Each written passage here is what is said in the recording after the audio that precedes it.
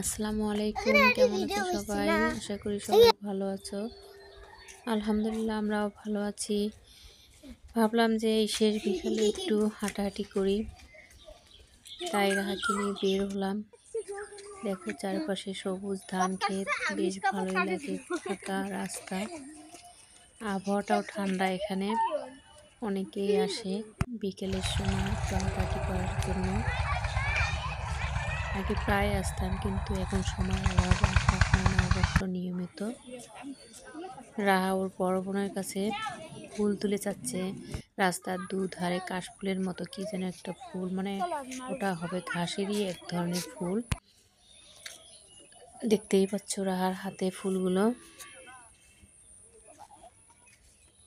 ধান ক্ষেতের পাশেই অবশ্য সাদা সাদা ফুলগুলো। আসলাম এখন রাহার বন্ধুর বাড়িতে। রাহা আরও ঘুমিয়ে পড়ে। ওর নাম হচ্ছে রাইয়ান। ভালো